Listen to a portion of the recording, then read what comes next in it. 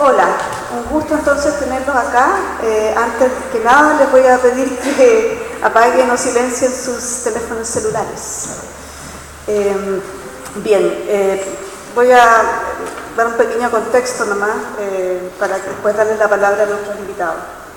En 1917, hace exactamente 100 años, un poquito más, si no tomo en cuenta los meses, se fundó en Nueva York la Sociedad de Artistas Independientes, que era una agrupación de artistas, coleccionistas, críticos, intelectuales que estaban en lo que se podría llamar una suerte de escena de avanzada neoyorquina.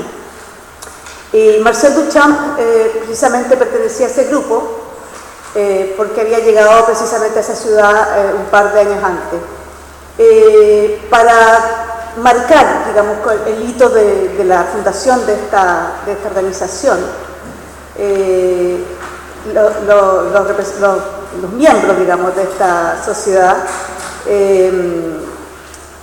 organizaron una exposición y le quisieron hacer al modo que se hacían algunas exposiciones de vanguardia en Francia, digamos, es decir, sin jurado, sin premios, digamos, sin selección, sin ningún tipo de cortapisa, ni moral, ni estética, ni nada.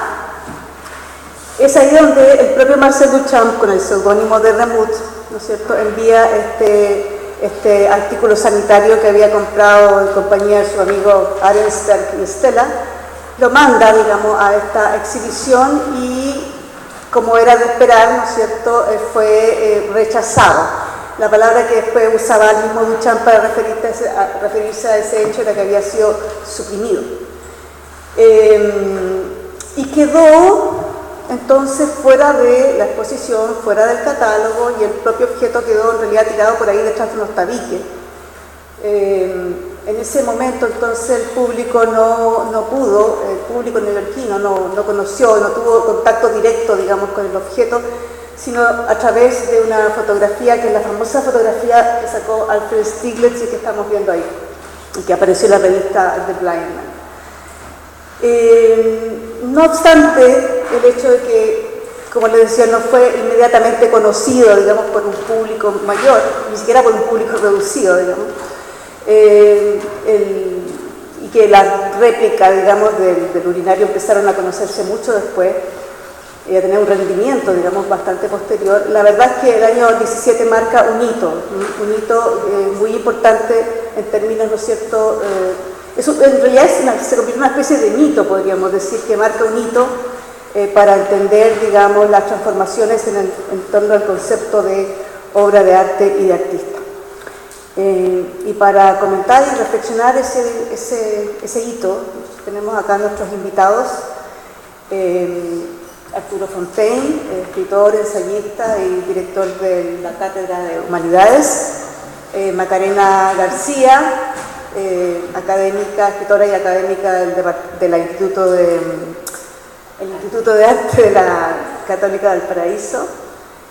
Pablo Yarzún, filósofo, escritor, académico, senador universitario. Y Rodrigo Zúñiga, también filósofo, académico del Departamento de Teoría de las Artes. Vamos a empezar, no por una cuestión sexista, no vayan a creer eso, con Macarena García. Bien, gracias por la invitación. Yo traje un pequeño texto que me gustaría compartir con ustedes. Se llama Urinario, Urinario. César Aira tenía 18 años cuando compró en una librería de Buenos Aires el libro Marchand du Sel, primera compilación de los escritos de Marcel Duchamp. Corría el año 1967, la edición era de 1959 y traía un desplegable transparente en el que estaba reproducido el gran vidrio. En esa época, César Aira creía todavía en la literatura. Quiero decir, tenía 18 años y lo único que deseaba era escribir, ser escritor, ganar premios, llegar a ser Rimbaud. Así lo cuenta en una conferencia que dedica a pensar la relación entre arte y literatura, o mejor dicho, entre el arte contemporáneo y su idea de la literatura.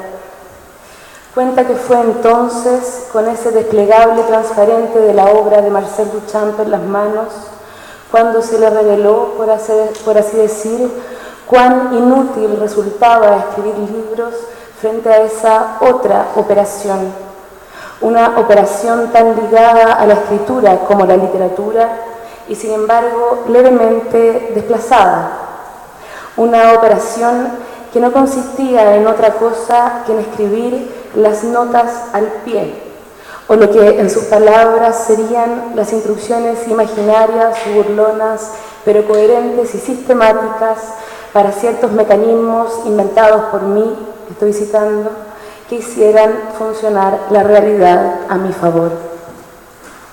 Cuando Federico Valente me invitó a participar hoy día en esta mesa, recordé inmediatamente esa anécdota de César Aira y más aún el modo como él se refiere a la operación duchampiana y a lo que esa operación le hizo a la literatura contemporánea: desplazar el relato a la nota al pie, convertirla toda en una suerte de marginalia, volver el objeto o el referente algo secundario, no respecto del relato del que emerge, como lo ha hecho buena parte del arte contemporáneo, sino más bien secundario respecto del relato que de él emerge, como una sucesión disparatada de asociaciones, instrucciones o indicaciones a propósito del funcionamiento o los sentidos posibles de algo que, después de todo, bien podría no existir.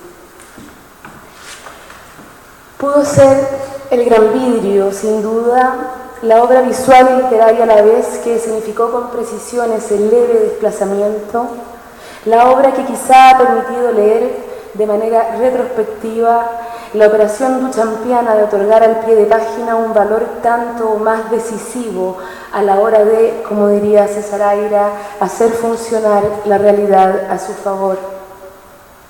En la órbita de ese mismo gesto, no resulta extraño que una humorada como la de Fuente, firmada por R. Matt en 1917 y conmemorada hoy día como una suerte de acontecimiento inaugural, deba su inscripción en la historia del arte, si así puede decirse, a una sucesión infinita de notas y marginalias que incorporan desde paseos por Nueva York hasta la compra de un urinario de porcelana en la tienda del señor Mott, desde la exclusión del objeto de la exposición de los independientes hasta la dimisión de Duchamp de la sociedad, desde las fotografías que el renombrado fotógrafo y galerista neoyorquino Alfred Stieglitz le tomara a la Fuente días después, hasta la desaparición inexplicable del objeto en cuestión, desde la publicación anónima en la revista The Blind Man en mayo de ese mismo año hasta la atribución que el mismo Duchamp hiciera de la obra a alguna de sus amigas, en fin, todo un inmenso cotilleo que haría ruido en Nueva York, según predijera él mismo en una carta del 11 de abril de 1917 a su hermana Susana. Cotilleo que, dicho sea de paso, se sigue escribiendo hasta el día de hoy colectivamente, como colectiva y anónima era originalmente la escritura de las marginalias, que de los bordes de la página en los manuscritos medievales pasó a ubicarse al pie por disposición del libro, los requerimientos de la imprenta y la idea de un autor. Por otra parte, pienso en el mecanismo que la obra misma inventa. Un mecanismo que, entre otras cosas, consiste en ejecutar un leve desplazamiento o rotación del objeto mismo, un urinario, respecto del eje que define su cometido o función original. Quizá resulte disparatado, pero yo al menos nunca he dejado de imaginar que las fotografías del urinario de Duchamp se acompañan de un hombre que, rotado también en 90 grados, continúa satisfaciendo su necesidad de orinar. La imagen parece sacada de un grabado de Max Ernst, es verdad. Lo cierto es que la simple rotación en 90 grados a la que somete al objeto Marcel Duchamp sugiere de un modo casi instantáneo la de un hombre que, completamente erguido en posición vertical, pasa a un estado horizontal, boca abajo, parecido al de la cama o al de la muerte. Y sin embargo, descontando todas las implicaciones que esa posición pueda tener, hay algo que la misma connota y es simplemente que la cabeza del sujeto ese queda a la misma altura que los pies, lo cual resulta elocuente respecto de la operación que sugiere César Aira, equiparando en el fondo el valor de lo central con el valor de lo marginal y disolviendo de paso la jerarquía entre lo de arriba y lo de abajo, ya sea que se entienda en términos sociales, culturales o estéticos, vale decir, en relación a lo que es arte y lo que no lo es.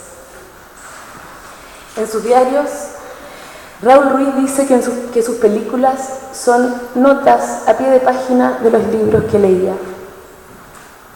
Y si de notas al pie se trata, quisiera, si me permiten, agregar una nueva y breve nota hoy día, una que conecta la elección que entonces hiciera Marcel Duchamp con otra que hizo Violeta Parra, que también quiso devolver el arte al pueblo, como dijo de Duchamp un día Apollinaire. En esa nota hay un detalle de un cuadro que Violeta pintó en 1964 mientras se encontraba en París. Ahí es el cuadro y es el detalle. En el detalle, una estructura blanca como de porcelana con forma de flor, de cuyo interior se asoma la cabeza de un hombre con la boca pintada de azul. Al pie de la estructura está escrita 2 veces repetida la palabra urinario. La pintura se titula Entierro en la calle y fue incluida seguramente entre las obras que ese año Violeta Parra expuso en el Museo de Artes Decorativas del Palacio del Louvre, mismo palacio donde, dicho sea entre paréntesis, se encontraba y se encuentra hasta el día de hoy la Gioconda, que Violeta fue a conocer poco menos que arrastrada por su hermano Nicanor y a la que Duchamp había puesto bigote y barbilla poco tiempo después de descubrir con su urinario la función provocadora de los ready-made. Al mirar la pintura de Violeta y más detenidamente la figura sobre la que está escrita la palabra urinario, me pregunto si acaso pudo haber visto la obra de Duchamp. Y aunque el mismo año en que pintó ese cuadro se estaban produciendo en Italia las 8 réplicas de La Fuente, una de las cuales iría a parar precisamente al Museo de Arte Moderno del Pompidou, eso ocurriría recién el año 86. Como sea, no deja de sorprenderme primero el aspecto como de Buda que Violeta Parra le brinda al hombre que se asoma al interior de ese urinario con forma de flor. No solo por sus ojos grandes y delineados, típicos de sus rostros, sino también por esa especie de tocado que lleva el hombre en la cabeza y más aún por la disposición de sus brazos, que se transparentan tras el velo de pintura blanca que se le sobrepone, en resonancia, de hecho, con uno de los primeros artículos dedicados al urinario, en el que Louis Norton llamaba al objeto, precisamente, el Buda del cuarto de baño.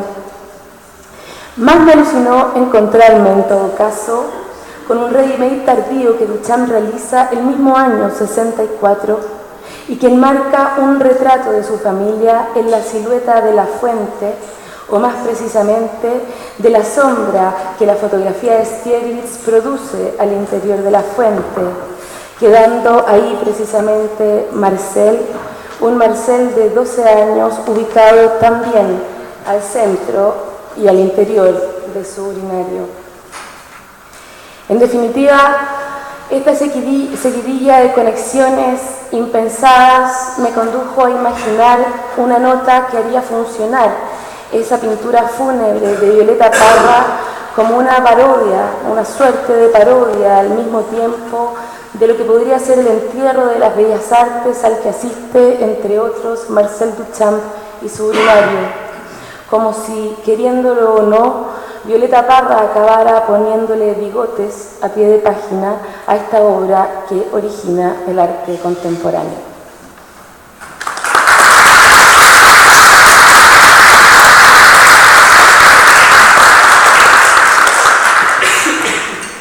Gracias. Gracias, Macarena. Ahora entonces...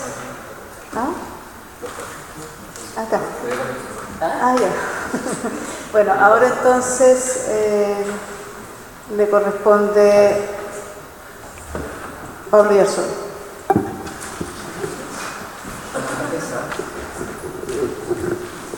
Bueno, hola.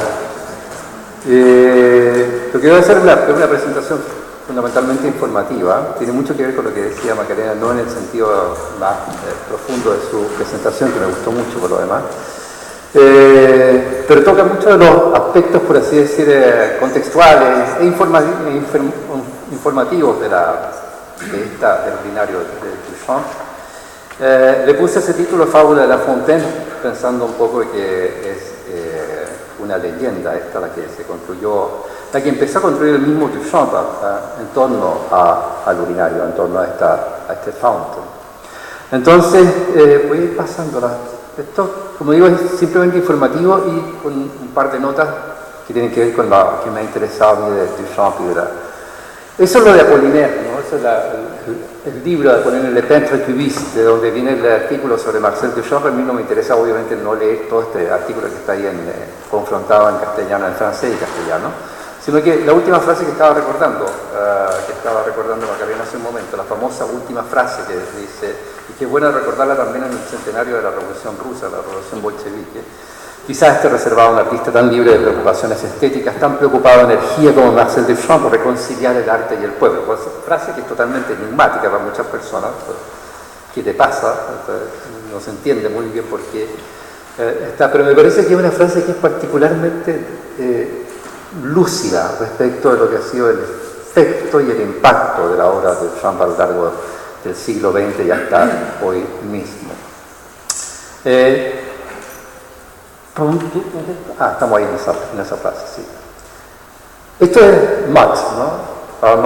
Esta es como una explicación que da Duchamp de esto, que viene de Mottworks, de esta manufactura de equipamiento sanitario, y entonces él toma justamente de la fábrica que elaboró este urinario en serie, por supuesto, de porcelana, pero al mismo tiempo dice que modifica el nombre, el apellido del dueño de la fábrica, Mottworks, el nombre de la fábrica, lo modifica y lo asocia con Matt y Jeff, que es esa tira cómica muy famosa a comienzos del siglo XX, que duró bastante tiempo también, donde el pequeño de bigote, un tanto rechoncho, es Matt y Jeff, el alto, parecido ¿cómo se llama? Al Cumpa de Condorito.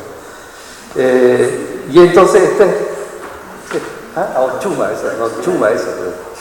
se parece, efectivamente. Y bueno, o sea, es la explicación que él da. Esta es un afiche de Modern Plumbing, un afiche de la fábrica de Iron Works de Mott. Pero puse abajo también algunas de las asociaciones que se podrían hacer. Matt, por supuesto, que es la firma que Duchamp pone en el urinario. Armut, en alemán, es pobreza. El texto habla justamente de la riqueza. Richard, el nombre que le pone Rich Art, arte rico, o Richard, que es el nombre en slang del monedero en francés. Mota, que es la madre, Mat, que en inglés es perro, quiltro, y Mara, que es murmurar. Son distintas asociaciones y asociaciones totalmente inanes, uno podría seguir haciendo miles de asociaciones.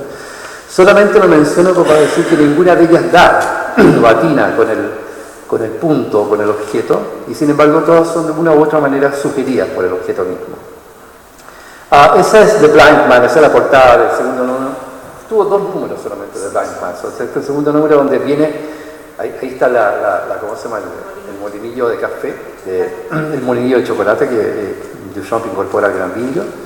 Y después está la famosa foto de Alfred Stieglitz que aparece en la página 4, si no me equivoco, sí, en la página 4, con la locación girada o acostada del urinario, asumiendo esta figura que tiene también que era un poco de pila bautismal. Y después viene el artículo de Louis Norton, que es Buddha of the Bathroom, el Buda del salón de baño. Y ese texto que se atribuye a Duchamp, que es una suerte de explicación de...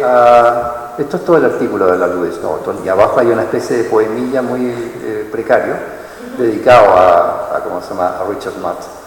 Y esto es en castellano la traducción, o sea, dicen que cualquier artista que pague $6 puede exhibir, esas son las condiciones para la exhibición, $5 más uno para poder exhibir en lo independiente. El señor Richard Matt envió una fuente, sin discusión este artículo desapareció y jamás fue exhibido. ¿Cuáles fueron las razones para rechazar la fuente del señor Matt? Algunos alegaron que era inmoral, vulgar, otros que era plagio, una simple pieza de plomería. Ahora bien, la fuente del señor Matt no es inmoral, esto es absurdo, como no es inmoral una tina de baño. Es un accesorio que se ve todos los días en las vitrinas de las fontanerías. Si el señor Matt se hizo la frente con sus propias manos o no, no tiene importancia. Él la eligió. Este es un tema muy típico de Champiano. Tomó un artículo ordinario de la vida, lo emplazó de manera tal que su significación útil desapareció bajo el nuevo título y punto de vista. Creó un nuevo pensamiento para ese objeto. Y esto es un núcleo, obviamente, de la obra de Duchamp, es crear un nuevo pensamiento para ese objeto. En cuanto a la fontanería, es absurdo. Las únicas obras de arte que América ha dado son sus sanitarios y sus puentes. Después está la foto de Louis Norton con el título de seguro de la zona de baño. Esto es simplemente una tontera. Es la Madonna de Bernino Berlinghieri, que tiene esa ¿cómo se llama eso? ¿Cómo se llama eso que se pone en la cabeza? No, lo que se pone la toca en la cabeza, que se parece a ese urinario moderno, urinario que también se parece a la máscara de Scream, en parte. Y esta es una... Claro, exactamente.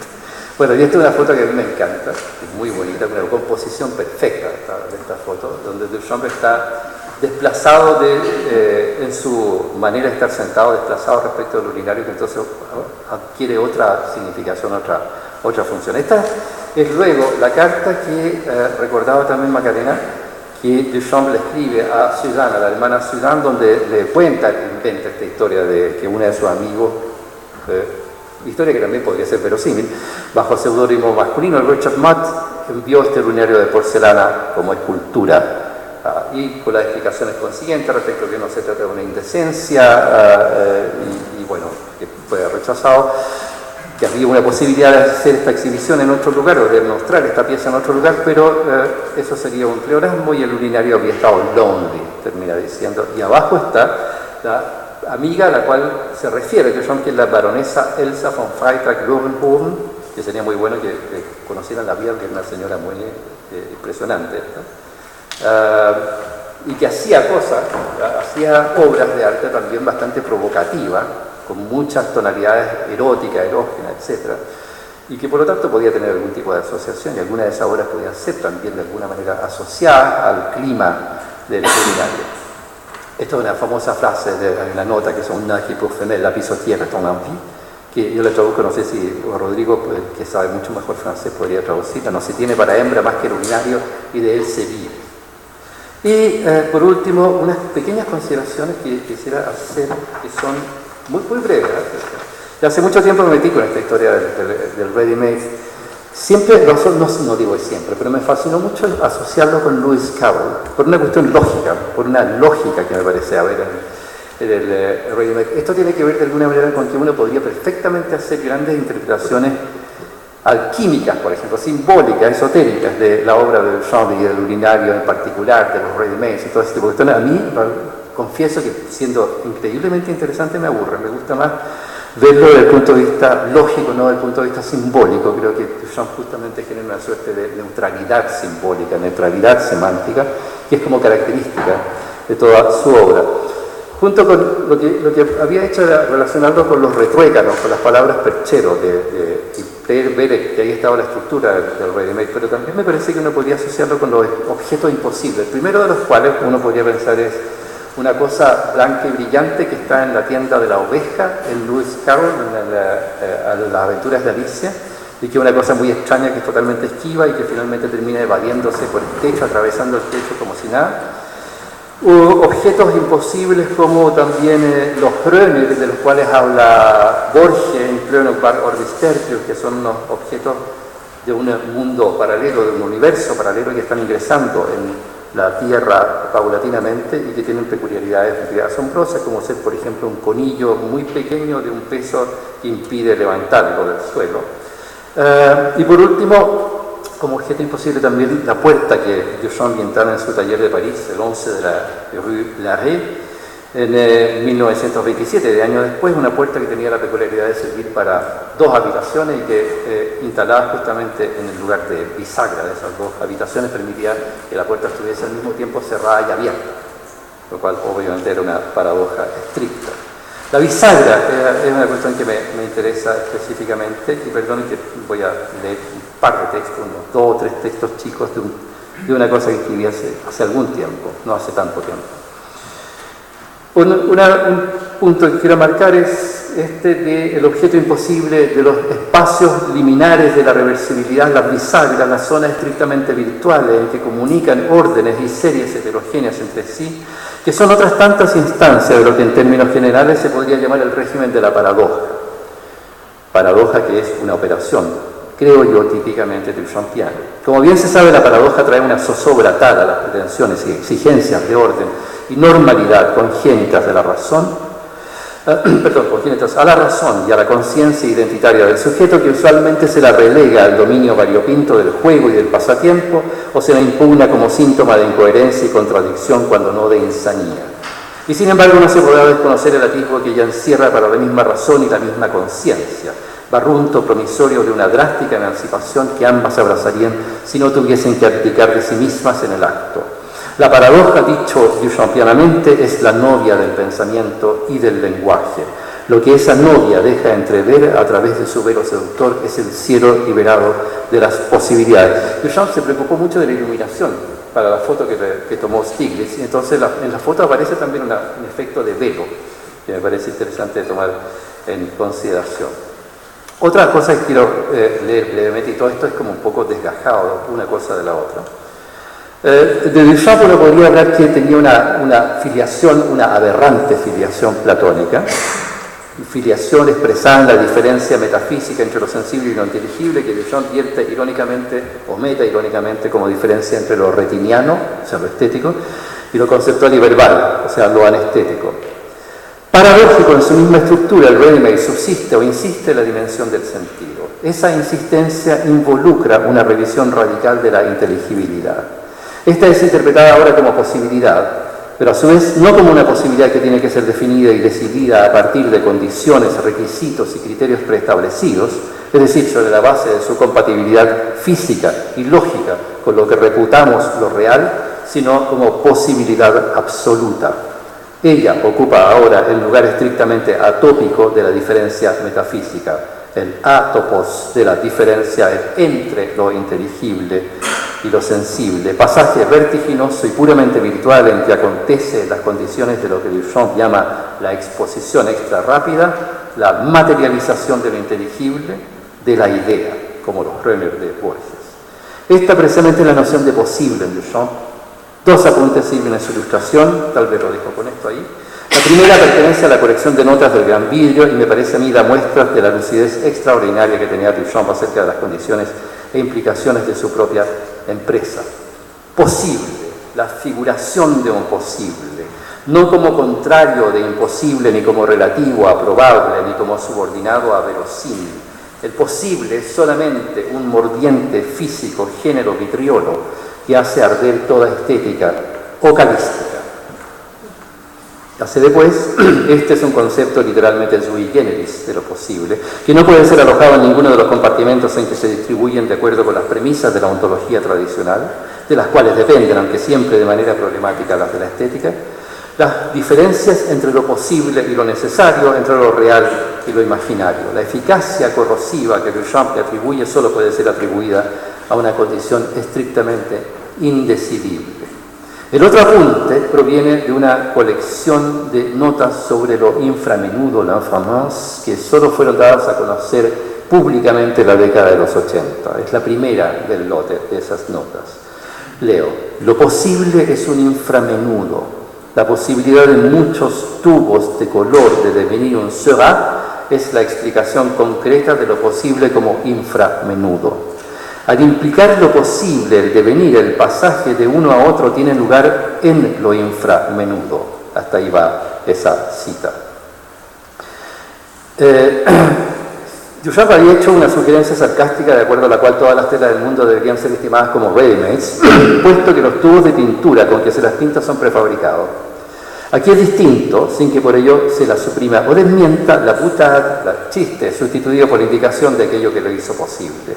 El principio de la reversibilidad, mencionaba la bisagra de aquella puerta que está cerrada y abierta al mismo tiempo, tiene su eje en esta diferencia infinitesimal, en esta diferencia indiferente, en sí misma indiferente, si ha de ser en virtud de ella que los diferentes se diferencian.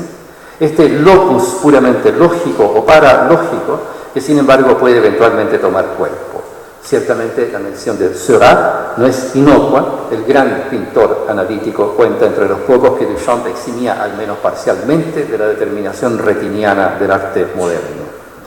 Pero lo que sobre todo debería interesarnos a propósito de esta anotación es la introducción de los inframens de inframenudo que entrega, a mi entender, las mejores pistas para abordar la comprensión duchampiana de la posibilidad. Sobre lo cual me gustaría hablar, pero creo que ya he ocupado bastante tiempo, así que lo voy a dejar hasta ahí. Gracias.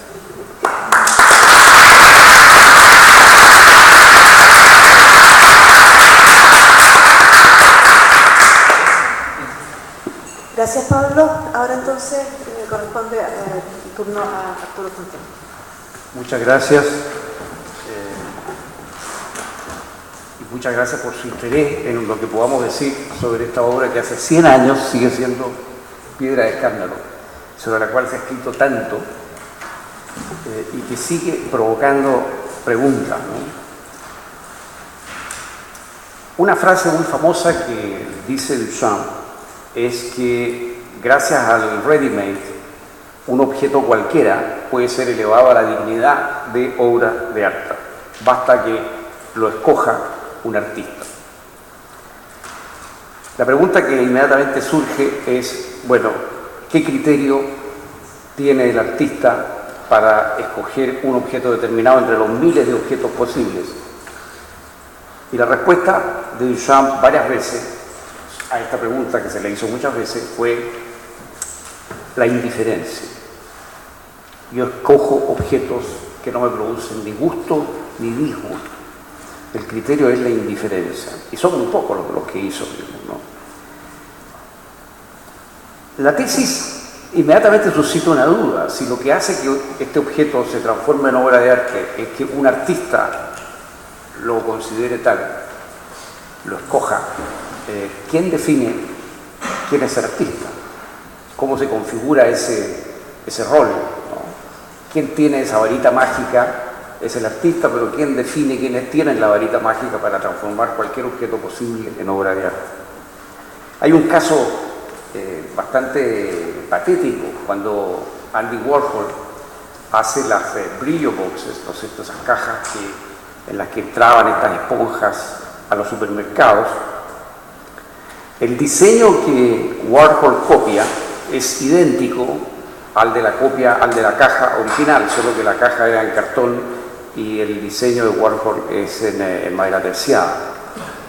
El que hizo ese diseño, el diseño de la caja utilitaria, la que efectivamente se usaba, era un tipo que se llamaba Harvey, que era un expresionista abstracto, que no ganaba mucho dinero como expresionista abstracto y que entonces, ganaba dinero haciendo diseño publicitario. Él había diseñado esos colores.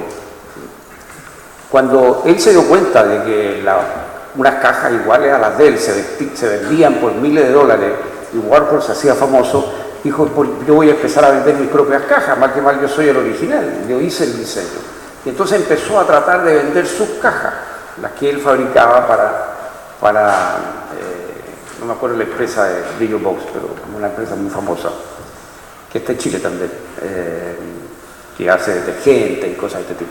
Entonces el tipo empezó a tratar de vender, y curiosamente, pese a que era artista, él no logró vender sus obras, y sus obras no trascendieron. De hecho, no sé cuántos de ustedes han oído hablar de Harvey, ¿no? Entonces, ¿en qué consiste el toque mágico, digamos, ¿no? ¿De quién tiene ese poder transformador? Es una gran pregunta. De ahí un poco surgió, de las reflexiones que hizo Arthur Danto sobre las cajas brillo, una deriva que Arthur Danto no aceptó, pero que viene de él, que es la teoría institucional del arte, la teoría de George Dickey, ¿no? La teoría de que en definitiva quien configura,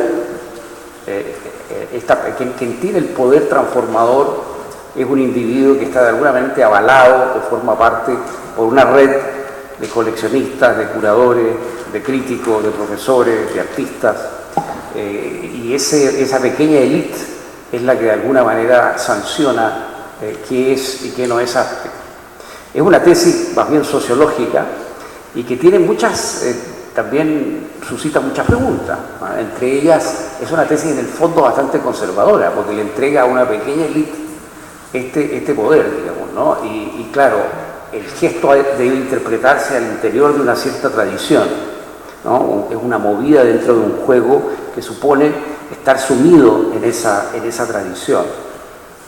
Y la pregunta, claro, por supuesto, entonces, bueno, pero ¿qué criterios usa esa pequeña élite para discernir, ¿no?, entre la caja de brillo que hizo Warhol y decir esto es una gran obra de arte y las cajas que hacía otro artista como Harvey y que no existen en el mundo del arte? ¿Cómo se hace eso? ¿En función de qué? No basta decir es que otro crítico lo dijo, ¿no? Hay una discusión interna ahí que apela a algo, ¿no? Y eso es lo que uno se pregunta en qué consiste.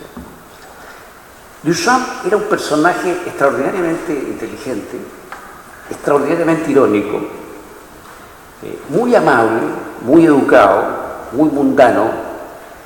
No tenía el tono, por así decir, tenso, que caracteriza hoy muchas de las cosas que leemos de los dadaístas, que nos parece como muy dura, muy filuda. Él, en su comportamiento personal, era más bien un caballero muy agradable, más bien un hombre de salón, un hombre muy tranquilo, y con un gran sentido del humor. Además, un hombre muy contradictorio, ¿no? Tal vez paradójico la palabra que usa Pablo, tal vez una palabra más adecuada que contradictorio, pero déjenme poner un poco algunas de las contradicciones que lo hacen tan intrigante a este personaje y a su obra, ¿no? Por ejemplo, él habla mucho, y su obra se interpreta desde esa mirada, porque es lo que es, y eso es su filiación con el dadaísmo, como una suerte de desacralización del arte. Él habla muchas veces de que el arte es como una religión y que hay que, por así decir, sacarlo de ese pedestal. Y eso es parte del elan, digamos, de su actitud. Sin embargo, opina a la vez que estamos en una fase muy decadente en la historia del arte. Opina que el arte del siglo XX está a la altura del siglo XVIII, o peor, está muy por debajo del arte del siglo XIX, que es justamente el arte retiniano contra el cual él va a plantearse, ¿no? Él vivió sumido en el mundo del arte, ¿no? El abuelo había sido un hombre muy rico, un empresario muy exitoso, el abuelo materno pintaba, la familia estaba muy dedicada a la cultura, esa familia burguesa, culta, francesa. Los tres hermanos son artistas, él es el tercero, de manera que tiene un poco a qué mirar, está muy metido en un mundo muy culto y de gran veneración por el arte. Él trata de liberarse de ese mundo, de demostrar de que en realidad no tiene mucha importancia, pero es un poco, encuentro yo, como esos ateos que viven hablando de que Dios no existe.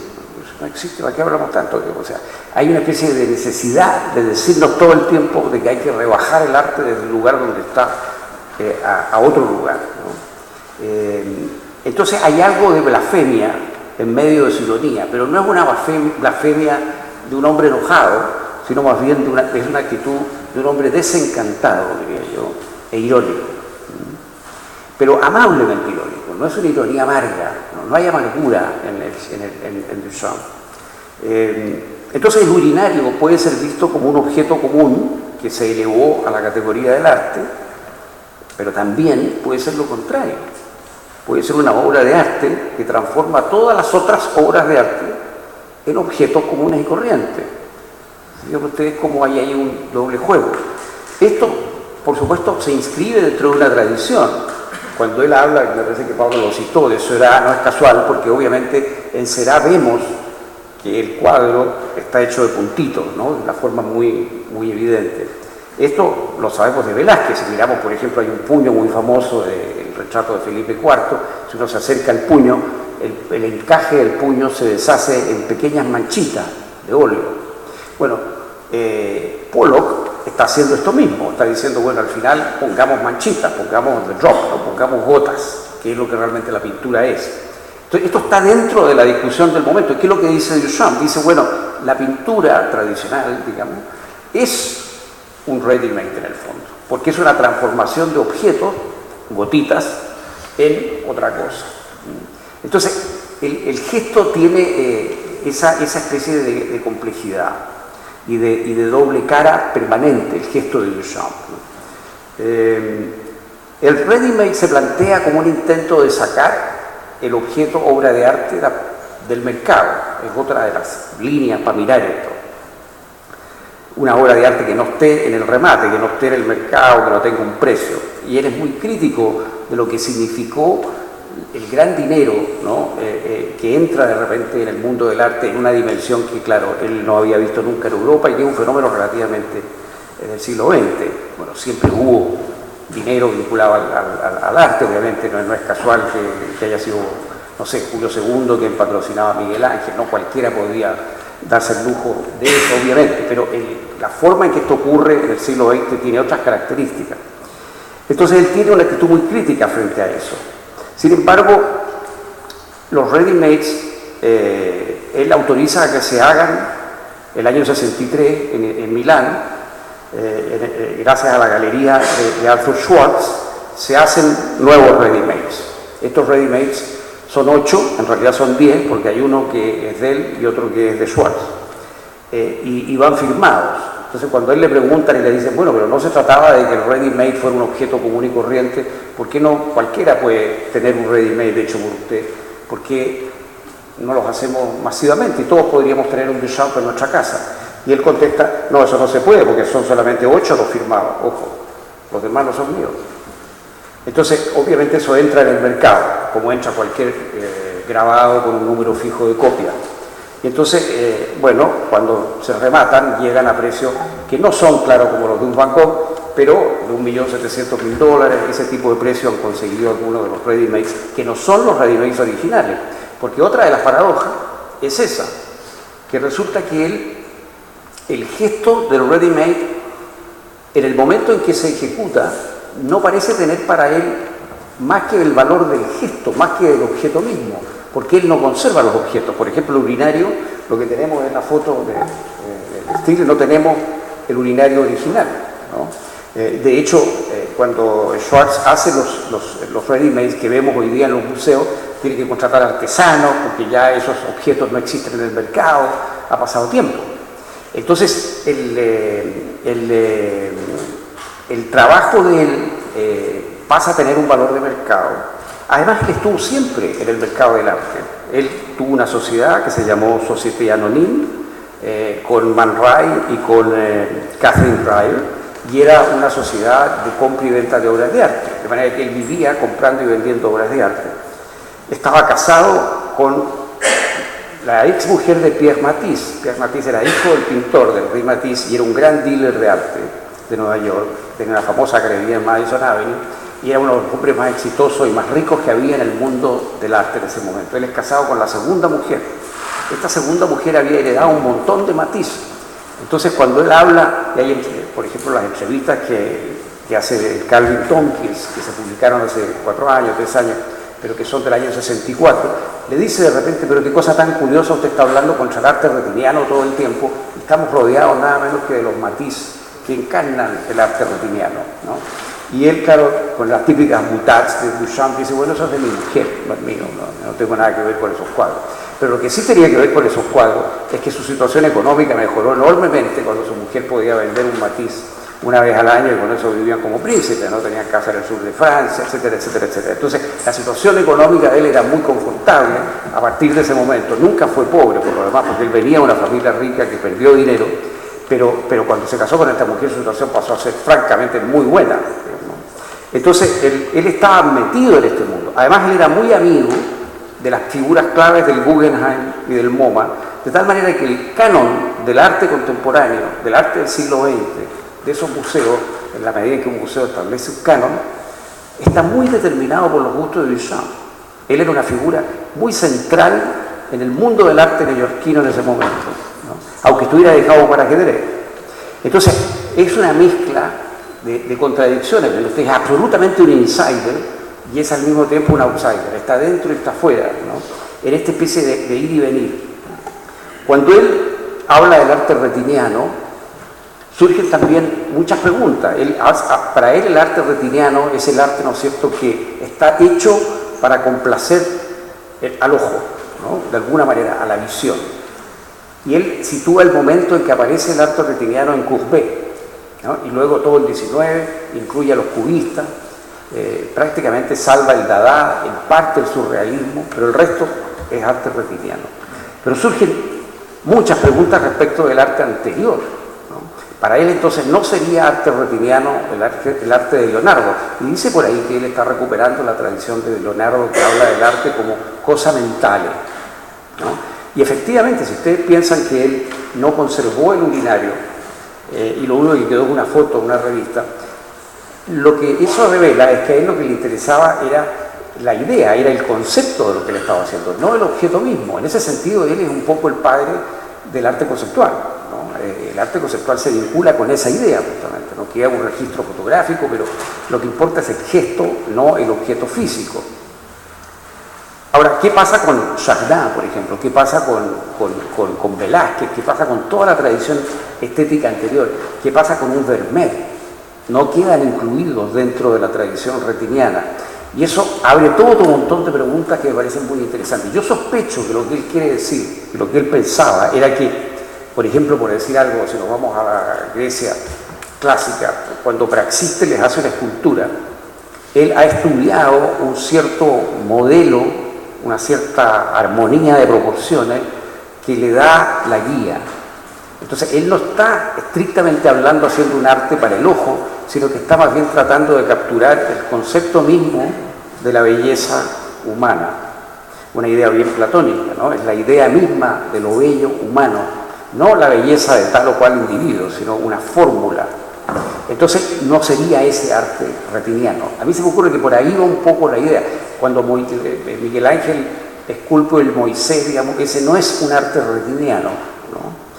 Porque está expresando otra cosa, ¿no?, que está, por así decir, inspirando lo que uno ve, ¿no?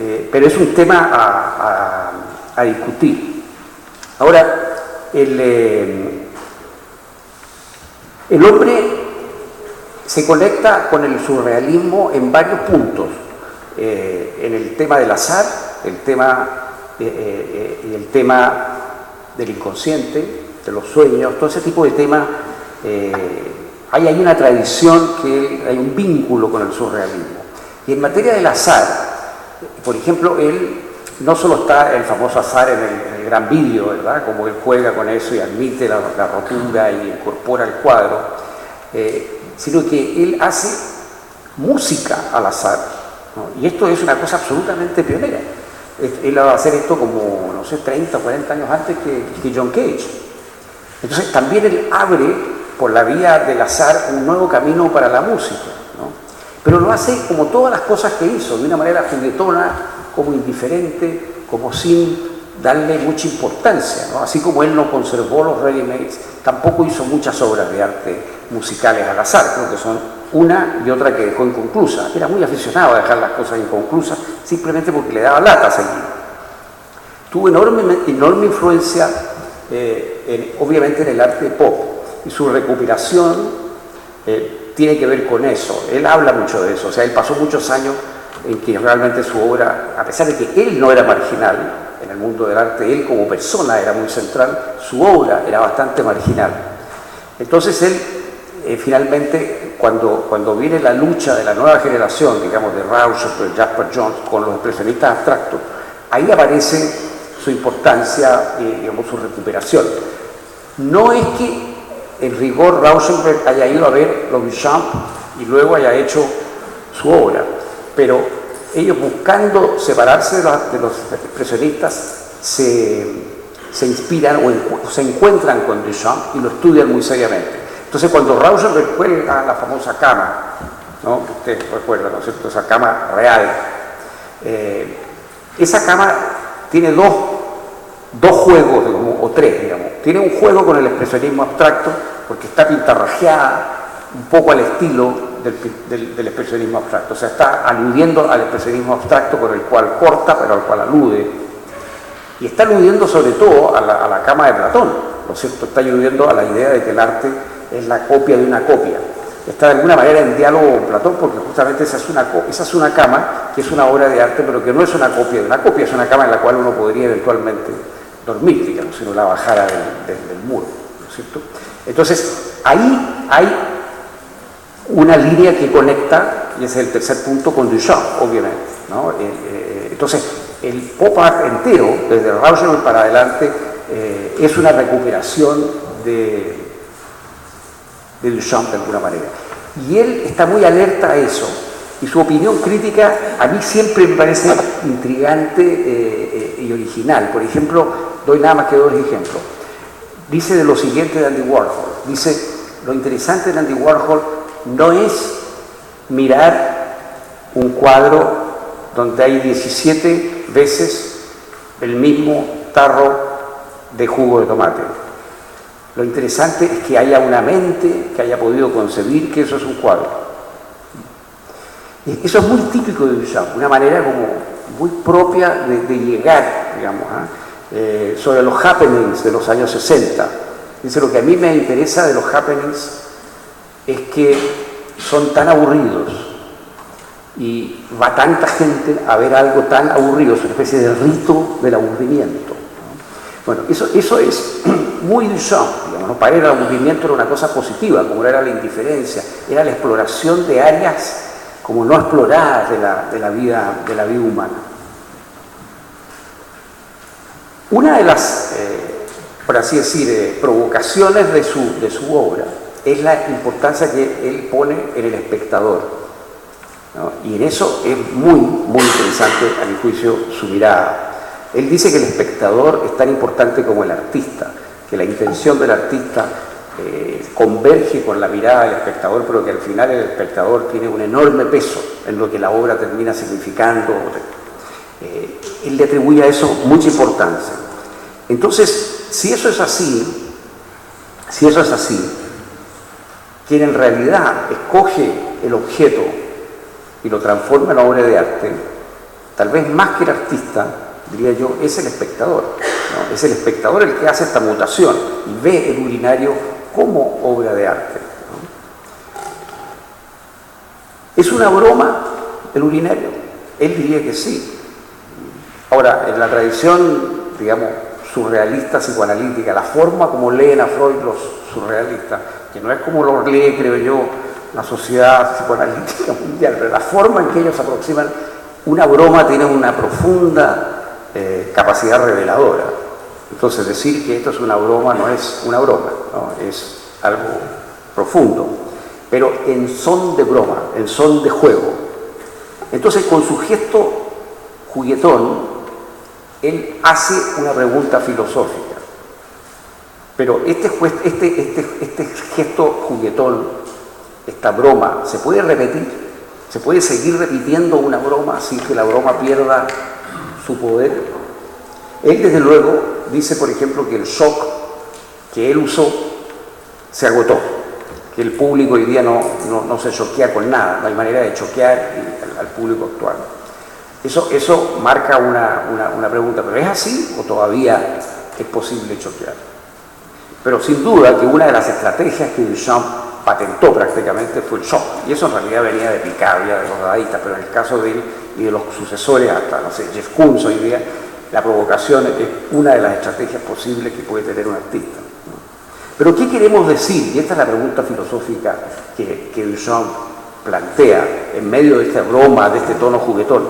¿Qué queremos decir cuando decimos que este cuadro de Bacon es una obra de arte? O que el Calabecillas de Velázquez es una obra de arte. ¿Qué queremos decir con eso, ¿no? ¿Qué significa que el espectador vea algo como obra de arte, ¿no? Esta pregunta central, que es una pregunta que marca toda la historia del arte, es la que Duchamp pone en el centro de su discusión, ¿no? Y de la discusión del arte del siglo XX. Y en ese sentido se sitúa en el corazón del arte del siglo XX, y yo diría que en el corazón de lo que es la historia del arte en general. Entonces, esta es una broma que pone en cuestión nada menos que esa pregunta, ¿no? ¿Qué es el arte y qué sentido tiene? Gracias.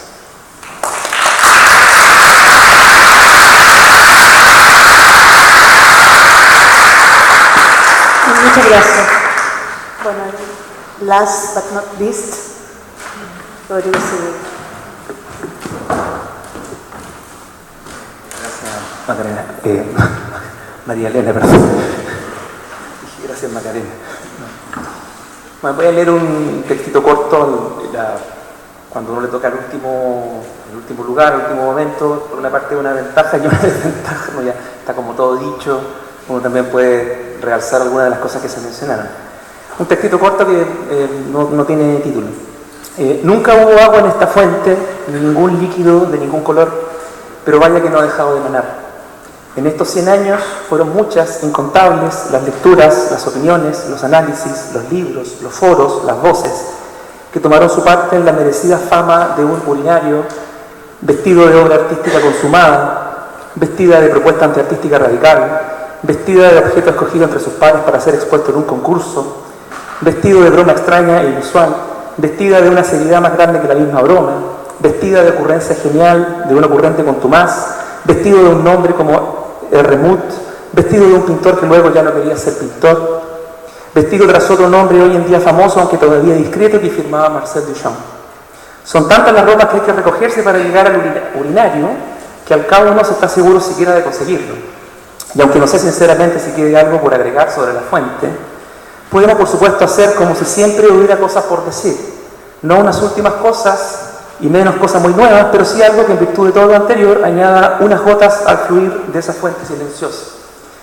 Hay que recordar, ya se ha recordado lo suficiente, ¿no?, que fuente, Fountain, fue el título con que este artista singular, Marcel Duchamp, bautizó un urinario que se dio el trabajo de enviar a un concurso neoyorquino de la Sociedad de Artistas Independientes en 1917, para lo cual usó el nombre falso Remut o Hermat, ¿no?, ante la imposibilidad de participar él mismo como autor al formar parte del jurado de la muestra.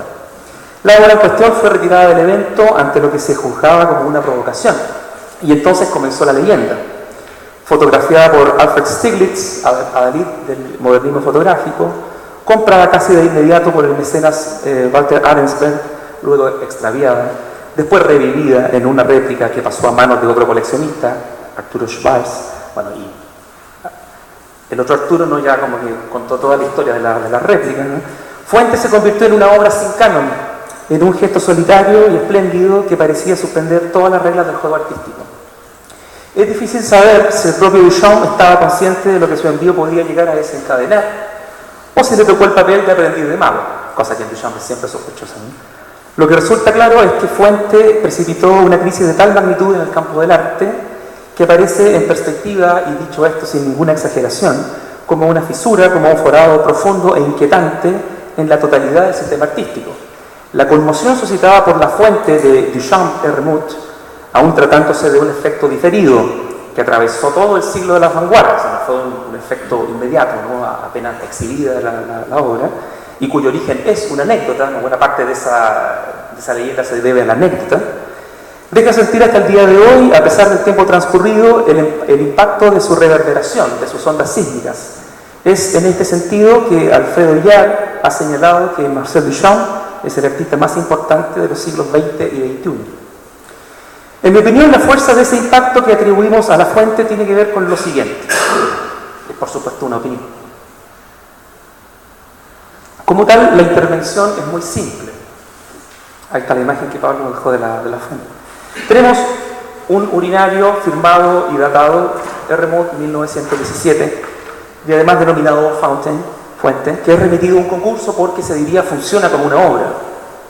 Todos los elementos que acompañan al objeto desnudo, es decir, la autoría, el título metafórico, la data, intervienen en el objeto mismo de manera ambigua porque lo revisten de algo, por así decir. Hacen como si fuera una obra acabada, hacen como si fuera un objeto cambiado de lugar. Al unísono aparece el objeto, un urinario, y aparece el objeto haciendo como si fuese otra cosa, una fuente de agua. Cuesta sancionar qué aparece primero, si el objeto o, digamos, la fuente. Ambos aparecen. No sabemos en qué orden. Ambos se desactivan o se tachan mutuamente, no sabemos bien quién se impone. Emerge el objeto, el urinario, pero queda reducido de inmediato. Emerge la obra, la fuente, pero no dejamos de ver un mero objeto utilitario. Dado que el destino del envío es un concurso de arte, no olvidemos esto, fuente es un envío, tiene destinatarios destinatarios concretos. El objeto, en este caso el urinario, es lo que nos violenta, lo que se nos impone como un resto indeseable y fuera de lugar, porque mancilla con su presencia el carácter impoluto, sacro del arte. Es la materialidad del objeto, su condición de manufactura y de mero ejemplar de una serie, lo que debe ser reprimido para que podamos experimentar la obra de arte. Es esta la lección del urinario. Para que haya obra, debe obliterarse siempre la condición objetual, la condición de objeto. Duchamp llamó a este envío ready-made. En una conocida entrevista con Pierre Caban, aduce que el término ready-made, que aplicó en varios casos similares al que estamos revisando, bueno, Arturo y Pablo refirieron varios de los otros ready-made, que seguramente varios de ustedes conocen también. Aduce, digo, que el término ready-made, que aplicó en varios casos similares al que estamos revisando, cito, parecía adecuarse, la palabra, el término ready-made, parecía adecuarse perfectamente a cosas que no eran obras de arte, que no eran esbozos, que no se aplicaban a ninguna de las expresiones aceptadas en el mundo artístico. Fin de la cita. Agrego algo más. Ready-made es el nombre, también, ¿no? El nombre de la fisura, de la grieta, de la hendidura que sacudió los cimientos del edificio del arte al amenazar con revelar uno de sus arcanos. El arte nos solicita no ver el objeto. Cuando el objeto se hace presente ostensiblemente, cuando es liberado y exhibido, aunque sea como algo indeseable o molestoso, el arte empieza a tambalear o a mutar de una manera que parecía incontrolable en el contexto de la época. Quizá eso defina ya en 1917 el carácter de lo que más tarde conoceremos como arte contemporáneo. Voy a ocupar otras palabras para decir lo mismo. La fuente de Duchamp, Hermut, nos ayuda a entender que el arte no es ajeno a la ideología. Esta ideología artística establece a priori qué debemos entender por obra de arte. No digo que Duchamp o Hermut hubiera tenido esto en la mira. Lo que digo es que es este un tipo de consecuencia que hace que hoy, un siglo después, sigamos hablando de esta broma un tanto extraña. Lo que nos presenta Fuente es una especie de maqueta, de estructura de ese funcionamiento ideológico. La firma, Hermut, el título, un elemento fundamental, pues de inmediato nos señala algo como una obra de arte. O sea, bueno, algo tiene título, es una obra de arte. Y el marco escenográfico apropiado para nuestro trato con obras y no con objetos. Un autor actual, Yves Michaud, llama a estos componentes instituciones de validación, en este caso un concurso con un jurado en un local específico llamado museo o galería, ¿no? Esta es como la maqueta, la firma, la fecha, el título, el envío a un concurso, etc. En suma, Fuente pone en escena mucho más que un capricho o un disparate extravagante. No digo que también sea un disparate extravagante, ¿no? Sin duda que sí. Es una humorada histórica, verdaderamente, porque activa y desnuda en un solo gesto todos los componentes auxiliares del campo artístico. Los activa para que funcionen de manera extraña, dislocada. Los activa, de hecho, para que no funcionen en plenitud, para que eliminen a la gente controversial, el objeto, para que rechacen a la fuente, al urinario, a Mood o a quien sea, por haber compuesto con el envío una operación de desactivación o interrupción generalizada de los parámetros del arte, como quien provoca una reacción alérgica peligrosa. El rechazo de Fuente era un efecto necesario de la propia operación de Duchamp. Fuente nos susurra. Así funciona el arte. Este es todo el misterio. Un título, una firma, una fecha, cualquier cosa y empieza la magia. Su acusación, si la hubiere, sería que en toda obra hay represión del objeto y que es ese el costo para instalar el rito del arte con sus fetiches y creencias. La intervención de Duchamp parodia la manera como el arte se asume como arte y propone que en su base hay una estructura fetichista que ha forzado el olvido o la represión de su propio estatuto objetual en pos de la magia por la cual vemos una obra y no un objeto. Termino con esto. Todo el arte venidero habrá sido expuesto por la vida del urinario a la pregunta por el destino del arte cuando el elemento hasta entonces reprimido accede al plano de la obra. Fuente es una operación de desublimación, de descreimiento, de desactivación. Obra y objeto colisionan, se anudan, se rozan. Por ello la valoramos y la recordamos. Pocas veces en la historia del arte y la cultura se alcanza tal grado de eficacia con un gesto tan mínimo y contundente. No la recordamos necesariamente como una gran obra de arte. No la recordamos necesariamente como producto de un artista de genio. La recordamos justamente porque abrió el arte a las anomalías del sentido, a los talentos del humor más escabroso y rotundo, a nuevos formatos y vocabularios desconocidos, a manifestaciones más amplias y diversas de la experiencia estética, a las bofetadas más serias y a las vibraciones más poderosas e imperecederas, de esas que siguen manando y discurriendo aun cuando vivamos en un mundo diferente, en una época distinta del arte, una época que tal vez Duchamp hubiera apreciado y disfrutado, aunque sea porque se da el placer de volver sobre su gesto de provocación para señalar en él algo inaudito que nos sigue abrazando con fuerza. Muchas gracias.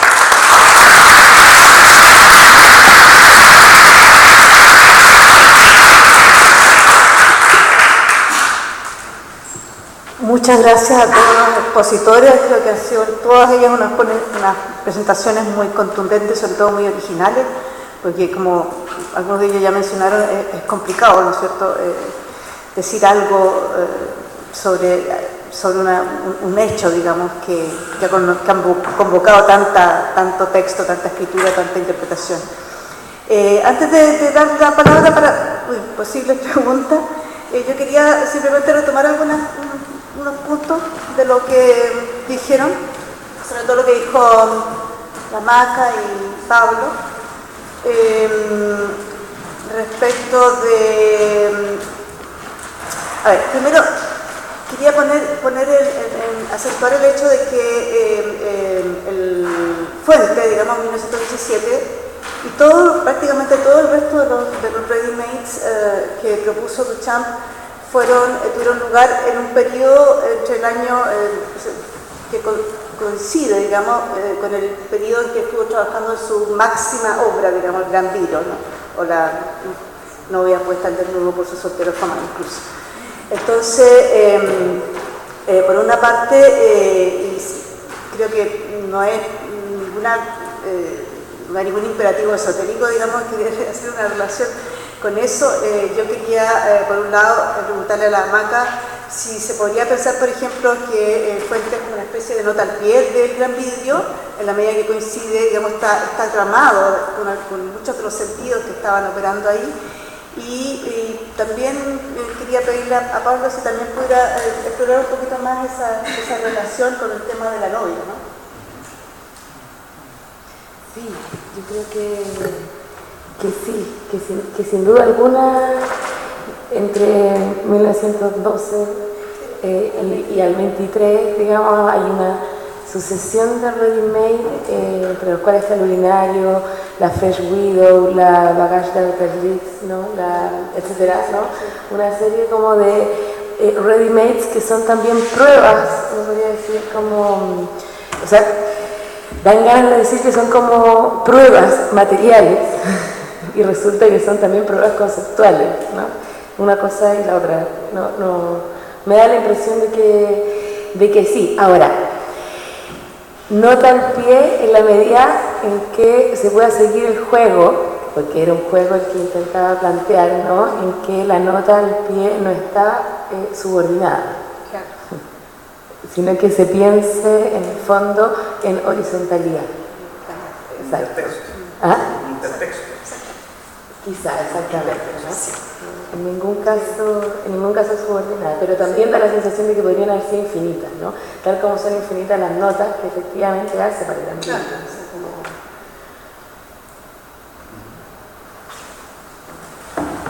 ¿Qué querías que le diga eso?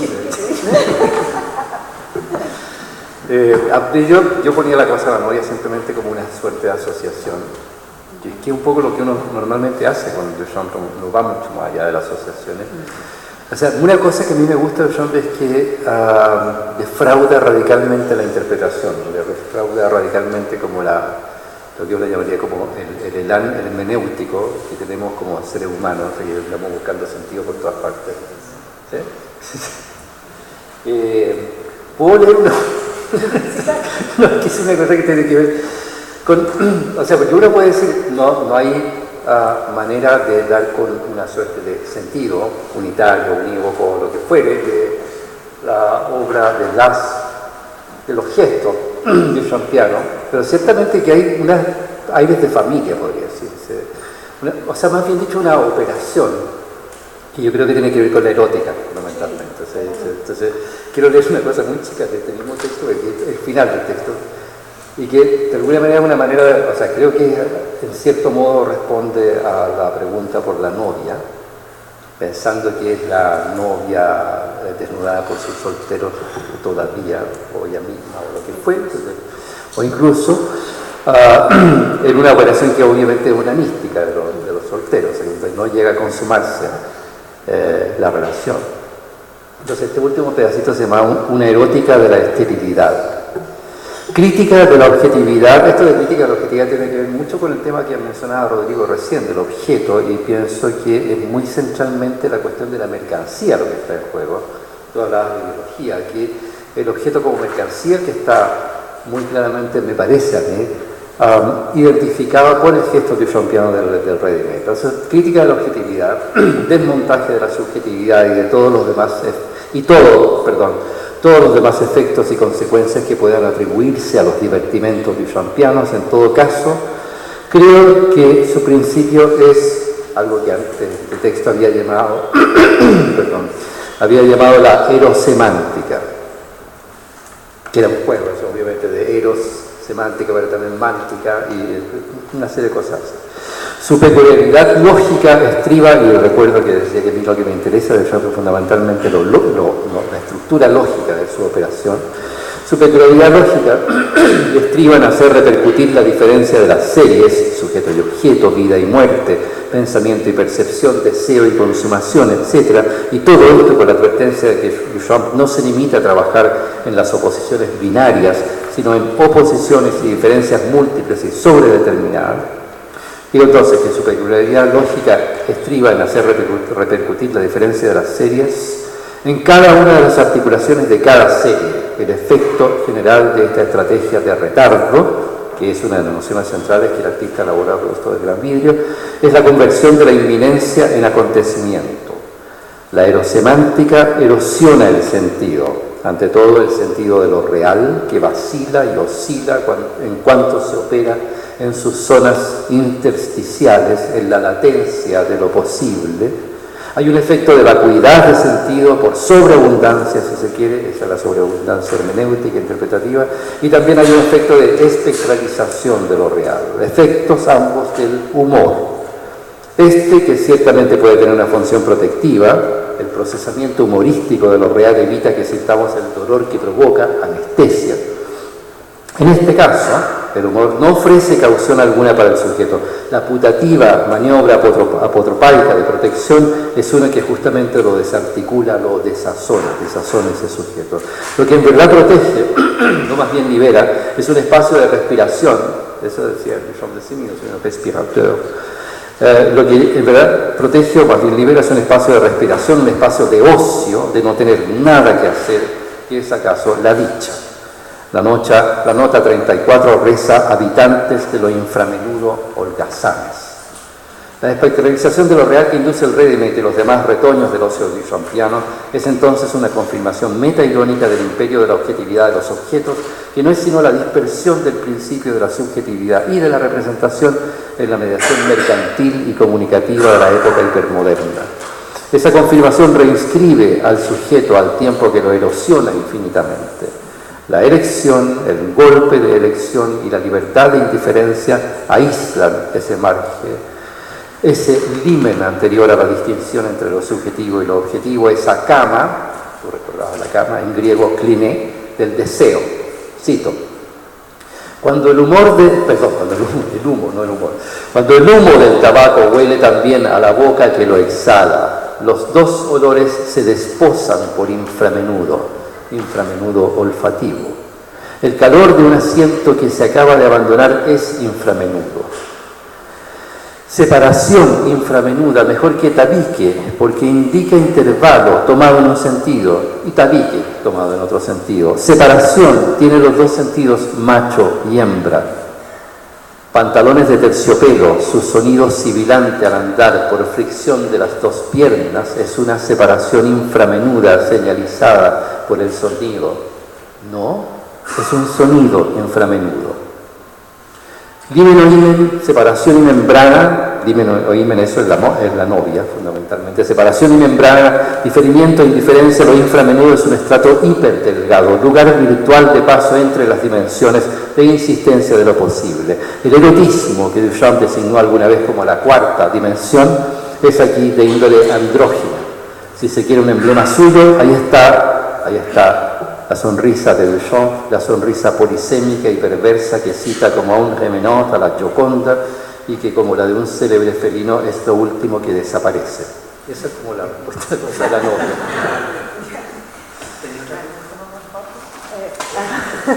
No, ya, ahora sí ofrecemos la palabra.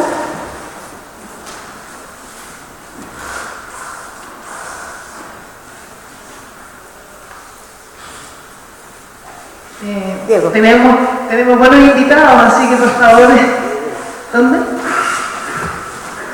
Hola, bueno, gracias primero por toda la ponencia.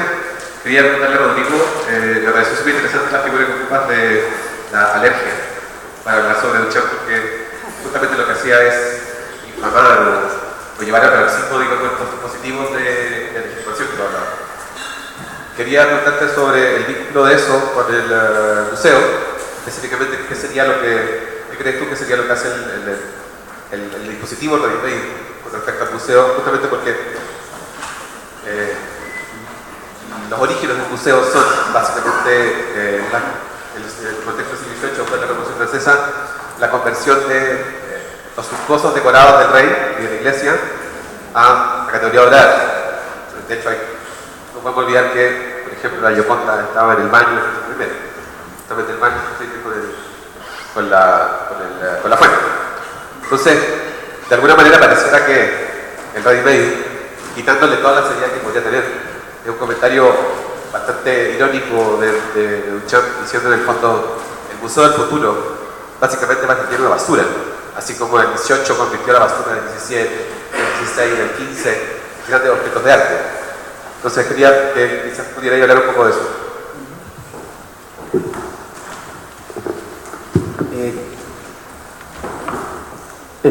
Bueno, tú sabes que el ready-made, o sea, la fuente, hablemos de fuente. Porque tu pregunta tenía que ver con el ready-made, ¿no? Ya.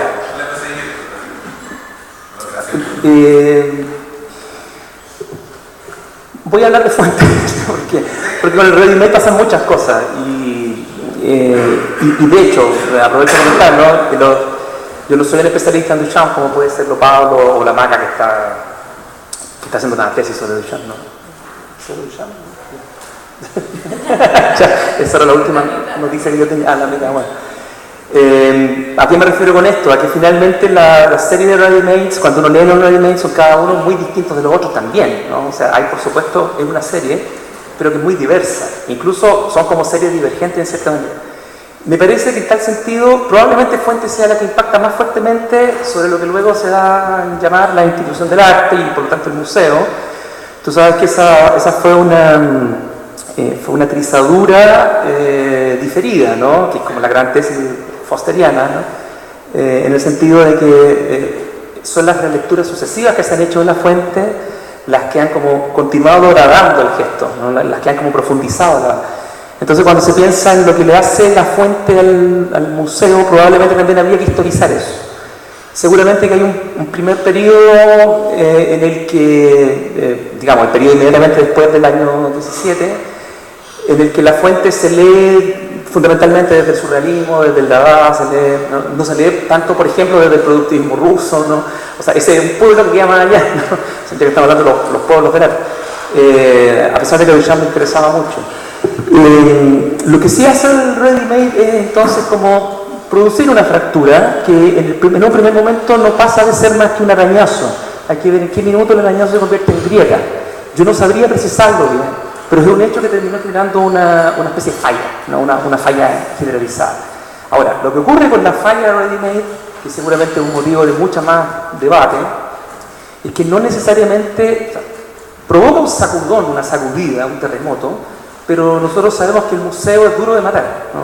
O sea, como tú lo decías muy bien, lo que está incidiendo en ese primer gesto es que en el Museo del Futuro va a entrar cualquier cosa.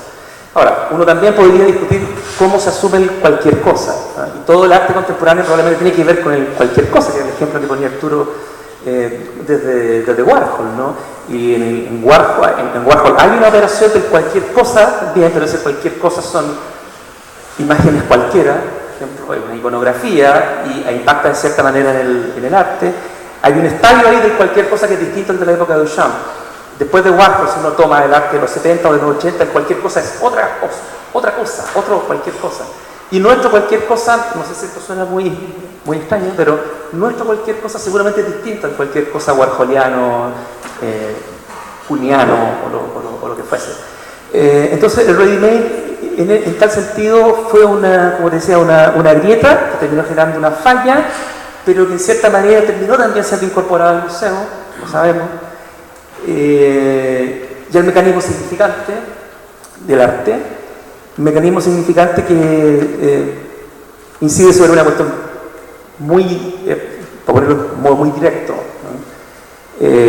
Cualquier cosa puede ser una gran obra de arte si habita un intertexto de una manera inteligente. Si no lo habita, el propio ejemplo que ponía Arturo, ¿no? Si no lo habita de manera inteligente, es un cualquier cosa, como diríamos, malo, ¿no? De mala calidad o de baja calidad. Por lo tanto, estamos en el terreno de la discusión todo el tiempo, lo cual hace del arte contemporáneo, a mi juicio, algo o muy entretenido o muy aburrido, ¿no? Y no aburrido necesariamente en el sentido de la performance, sino en un sentido mucho más plano, no sé, fome, ¿no? Realmente fome porque te exige todo el tiempo sobreinterpretar. Así que, claro, es una alergia, y como tal alergia es una sobrereacción, y también como sobrereacción alérgica puede ser dañina o puede ser beneficiosa, ¿no? O sea, yo creo que depende mucho de la obra. Yo creo que el arte contemporáneo estamos condenados al nominalismo, a la singularidad o a la singularización. Vamos obra por obra.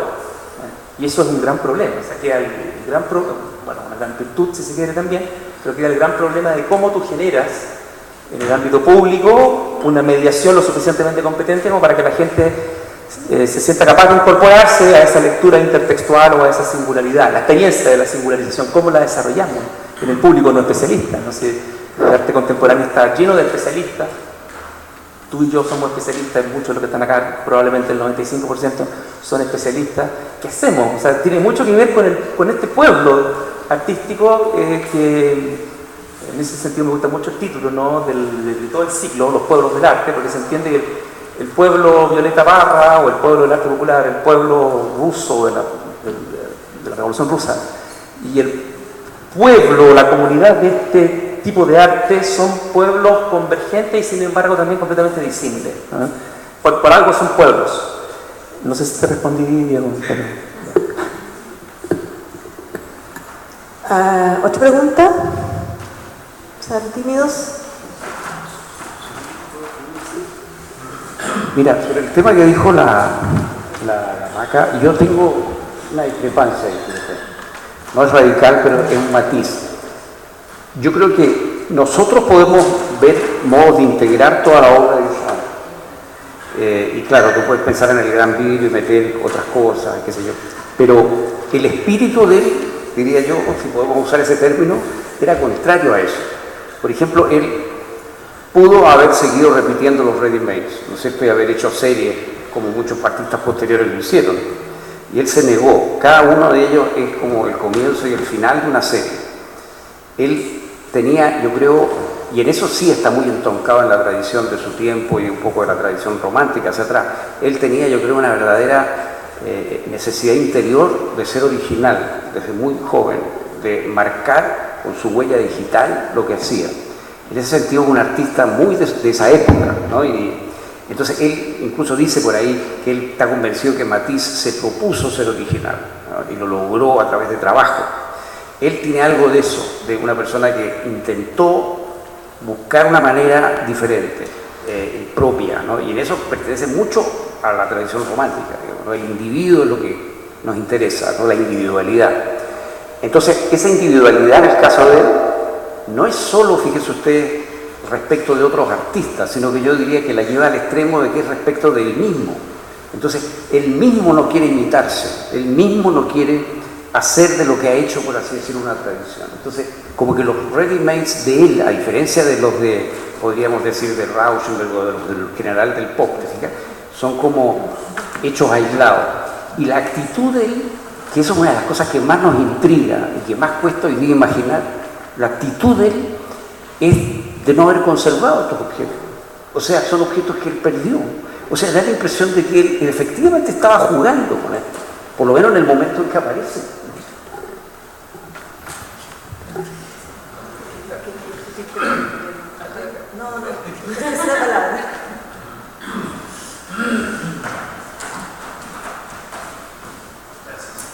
Sí, tengo una, no sé, parece que me considero parte del 5% que menciona Rodrigo, no especialista en el tema.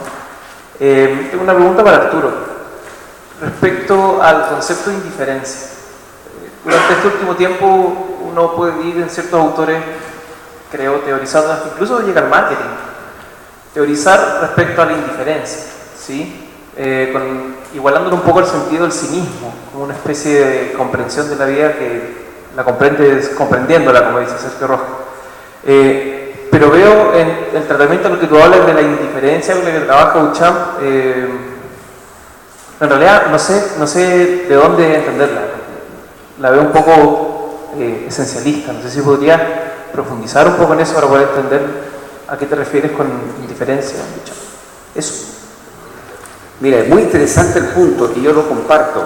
Él dice eso, y lo dice reiteradamente, que él escoge, porque la pregunta, ¿no es cierto?, es ¿por qué ese objeto y no otro? ¿No es cierto? ¿Por qué este urinario se transforma en la fuente y no otro? Hay miles de objetos posibles.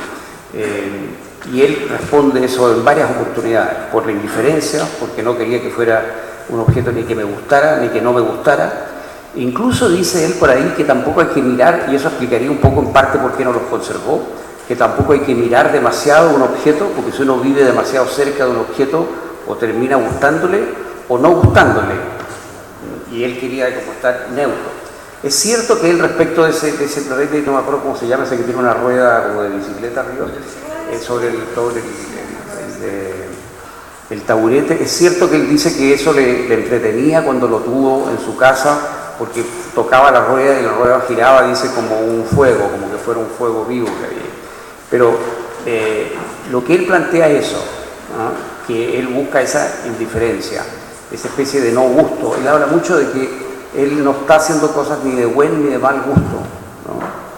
Ahora, es verdad, digamos en el sentido literal lo que está diciendo, o de nuevo tiene algo de juego, de ironía, de cosas que uno debe interpretar, porque Pablo mostró una imagen de la empresa esta MOD que hacía.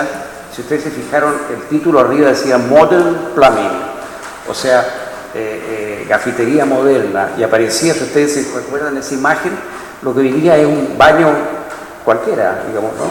Pero en ese momento eso era lo moderno. Entonces él llega de Europa, piensen ustedes que viene de Francia, y se encuentra con este mundo americano que está lanzado en estas cosas, donde justamente el baño es Modern Plumbing. Hoy día eso no nos llama mucho la atención, pero en ese momento eso era nuevo. Yo les comentaba antes de comenzar esta mesa pregunta que estuve tratando de averiguar en qué momento apareció el urinario como objeto utilitario.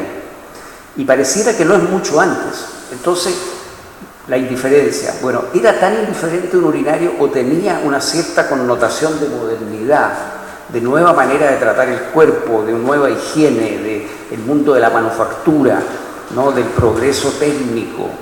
Porque piensen ustedes que él está muy vinculado en eso a los dadaístas. Él siempre rescata a los dadaístas y a los futuristas, ¿no? Él rescata del futurismo esa preocupación por la máquina. Cuando él hace, por ejemplo, ese diseño que es de las cosas donde él hay un corte en su trayectoria, que es ese diseño, ese es un cuadro que le encargan para una cocina y él hace una especie de diseño de una moledora de café, ¿lo recuerdan? Ese es un diseño que como que evoca el diseño que haría un diseñador de una máquina, ¿me explico? O sea, es una cosa justamente nordiniana, no es lo que haría Chardin. Chardin hubiera dicho todo lo contrario de eso, ¿no? Entonces, él tiene una conexión con esta cosa como de la tecnología, de la modernidad que viene del futurismo. Entonces, tu pregunta es muy válida. ¿Era tan indiferente, era tan neutro este objeto o tenía connotaciones que hoy día para nosotros ya no las tiene? ¿Te fijas? Porque para nosotros hoy día un urinario no es lo que era en ese momento un urinario. Entonces, pregunta de nuevo. O sea, lo que pasa con Duchamp es que cada cosa que tú dices de él se transforma en una pregunta.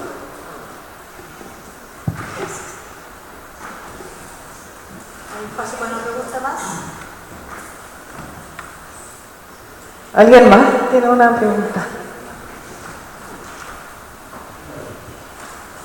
Hola, mi pregunta es como lo que decía Arturo sobre el sinsentido o sobre la finalidad del arte como sinsentido, en cuanto tomando en cuenta al trabajo de Duchamp y tomando en cuenta el contexto histórico y nuestro contexto histórico, si realmente ahora se podría dar ese tipo de radicalidad u originalidad en el, no sé si el plano sería arte, pero si se podría dar como este contexto histórico de buscar un situado original en esta hipervirtualidad e hiperaccesibilidad a todo lo que tenemos, o tomando en cuenta lo que decía Paul Celan, que intentaba buscar como una nueva lectura en vez de una nueva escritura, como una nueva lectura, que se abrieran caminos a una nueva lectura en el poema, y también tomando en cuenta, así como lineando un poco la pregunta que quería dar, tomando en cuenta lo que decía el editor de Roberto Bolaño, que decía que él inventaba chistes que nadie entendía y que los decía como en las fiestas, y que sus chistes funcionaban así, como una especie de sinsentido, y que solamente él lo entendía, pero al final la gente incomodaba un poco en esto. Mi pregunta, como para aterrizar los temas, era si realmente actualmente se podría dar eso ahora en esta conglomerado de accesibilidad que tenemos, no sé, algo así.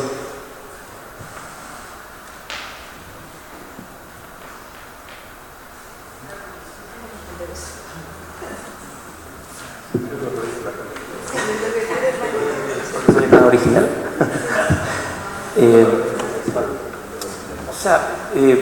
Yo creo que ese tipo de preguntas se pueden responder largamente o se pueden responder sintéticamente. Para ser sintético, a mí me parece que no hay que perder nunca la fe en la humanidad, ¿no?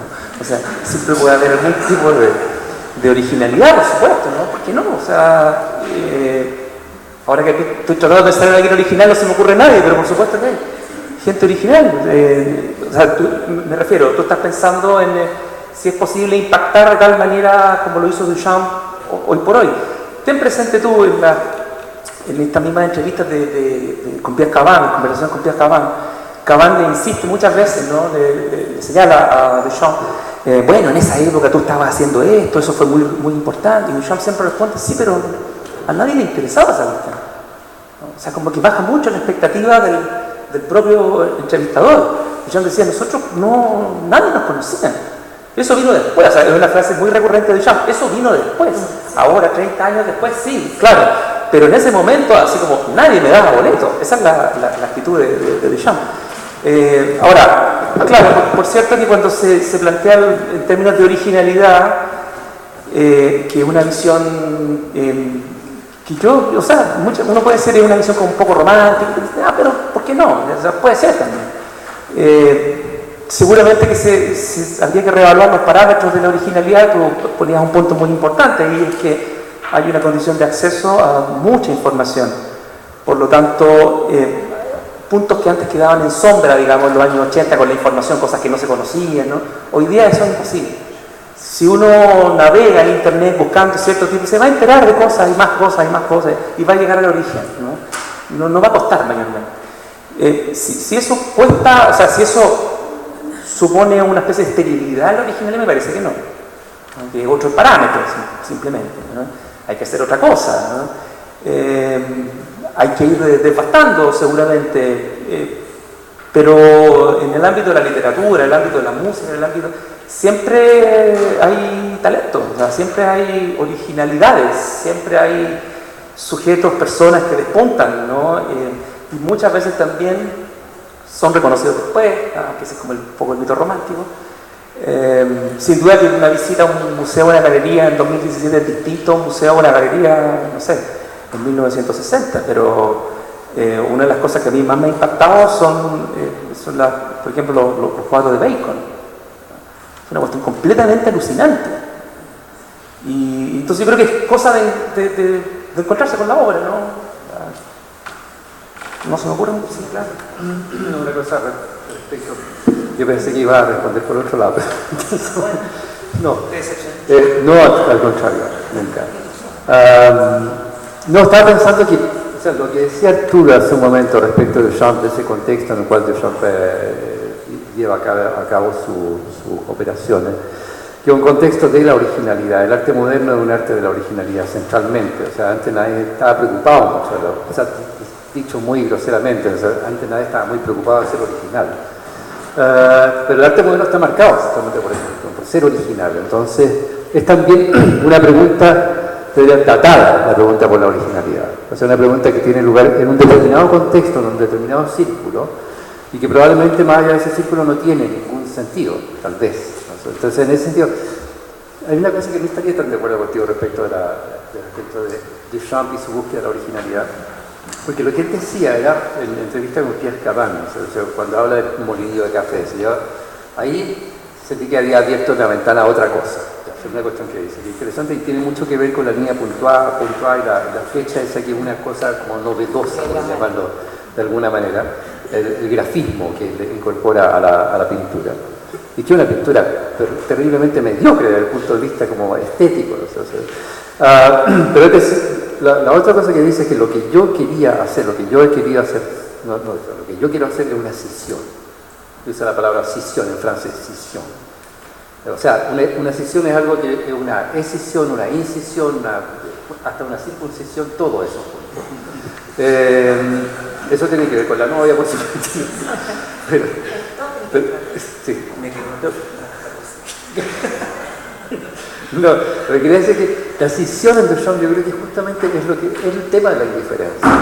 O sea, que es como el tema de cómo se genera una diferencia, cómo se hace diferencia. Ser original muchas veces es hacer una diferencia. O sea, se hace una diferencia a partir de un punto que es voraginoso y vertiginoso, que es totalmente indiferente en sí mismo. Yo creo que ese es el punto de Duchamp, ese es el punto clave de Duchamp. Me gustaba pensar también en un concepto que es un concepto epicúreo, que es el clinamen. Y creo que lo que hace Duchamp tiene mucho que ver con cómo se generan nuevos mundos, por así decirlo. El clinamen es simplemente una desviación en el movimiento rectilíneo del átomo. O sea, Epicuro tenía un problema, es decir, los átomos caen todos rectilíneamente, ¿cómo van a chocar entre ellos para generar mundos? Entonces tiene que producirse una mínima desviación, y aquí me acuerdo del inframenúo de Jean-Pierre, que es una cosa absolutamente imperceptible, algo que nosotros no vemos, lo que vemos es el mundo que surge de ahí, pero no vemos el momento de su surgimiento, siempre no asistimos a la génesis del mundo. Tiendo a pensar que el gesto de Jean-Pierre no tiene mucho que ver con eso, con instalarse en ese lugar. Es decir, a mí los objetos no me interesan, la obra de arte no me interesa lo que pasa entre medio, o sea, que me interesa ese intersticio. Y eso es lo que, esa es la escisión que yo estoy interesado en producir, o sea, que nada de lo que yo hago se parezca a lo que he hecho. Una cosa como ese tipo. A propósito, perdón, de eso mismo, sí, cuando decía hace un momento que podían leerse la relación entre unas y otras obras, digamos, como pie de página, no quería decir que fuese esa una intención posible del Duchamp. Yo estoy súper de acuerdo con lo que tú dices, no. Estoy diciendo más bien que con retardo, eso recién se ve lo posible, es decir, la cuestión del retraso en vidrios, ¿no? Que bueno, que ya da para pensar mucho, ¿no? Pero esta figura de la nota al pie que quería un poco desplegar mínimamente, ¿no? Supondría necesariamente el retardo del advenimiento del sentido, si es que acaso la nota va a aportar un sentido. Y esa cuestión es, claro, un retardo que está contenido ya en esta idea de los mundos que pueden surgir de ahí. Esos mundos que son incontrolables de algún modo y que solo pueden, digamos, a lo que solo podemos acceder de alguna manera con retardo. Con retardo podríamos, por ejemplo, establecer una red en donde el gran vidrio es pie de página del urinario o al revés. ¿Sí? Bueno, ya estamos en los tiempos. Agradecemos Y sobre todo agradecemos la participación de todos los expositores que nos brindaron unas brillantes y originales presentaciones. Así que un aplauso.